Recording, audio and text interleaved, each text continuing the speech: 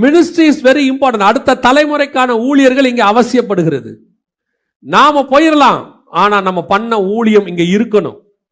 நம்ம பேர் கூட போயிடும், ஆனா நம்ம பண்ண ஊழியத்தின் காரியம் இங்க நடக்கும். நம்ம பேர் போகட்டும், இல்லாம கூட போகட்டும், ஆனா போட்டு வச்சு போன விதை ஒரு மரமா முளைச்சிருச்சுன்னா அதுக்கு பின்னாடி வர ஜெனரேஷன் அதுல உட்காந்து அவன் கனிகளை சாப்பிடும் போது நம்ம பேர் இருக்காது. ஆனா ஒண்ணுமே சொல்லுவான், யாரோ ஒரு புண்ணியவன் போட்டு போனா இன்னைக்கு இவ்வளவு பேருக்கு நிழல் கொடுக்குது. அதுதான் கர்த்தருடைய ஊழியம். யோசிச்சு பாருங்க, இந்த பைபிள் நம்ம கைக்கு வரத்துக்கு யார் யாரெல்லாம் எவ்வளோ கஷ்டப்பட்டாங்க. ஹிஸ்டரி ஒரு சிலருக்கு தெரியும், ஒரு சிலருக்கு தெரியாது. ஆனா இன்னைக்கு நம்ம கையில் இது இருக்கு. கோடி கணக்கானவங்களை காப்பாத்திக்கிட்டு இருக்கு. இது ஒரு ஊழியம். யாரோ பண்ண ஊழியம் இன்னைக்கு நமக்கு ஆசீர்வாதமா இருக்கு. இன்னைக்கு நம்ம இந்த குறைவான வட்டத்தை விட்டு கொஞ்சம் வெளியே வாங்க, சூரச்செடியை விட்டு வெளியே வாங்க.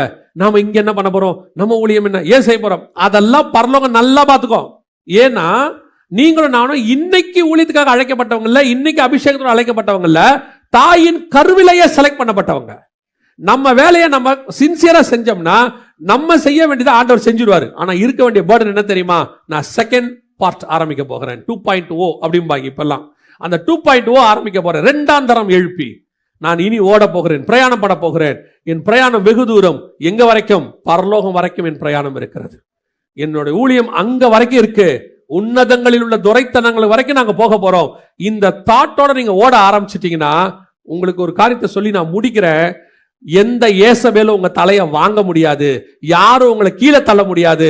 உன் உயிரை வாங்கன்னு அவங்க சொன்னாங்கல்ல, சொன்னவங்க சாவாங்களே ஒழிய, சொன்ன எலிசா யாரை பார்த்து சொன்னாங்களோ அந்த எலியா சாகவே இல்லை. அவன் மேகத்தில் ஏறி மேலே போய்விட்டான், சுழல் காற்றில் ஏறி மேலே போயிட்டான். அல்லேலூயா. இதுதான் கர்த்தர் நமக்கு பண்ற வாக்குத்தத்தம். உங்களை சுத்தி இருக்கிறவங்க யார் வேணா என்ன வேணா சொல்லட்டும், நீ உன் பிரயாணத்துல ஓடிக்கிட்டே இரு.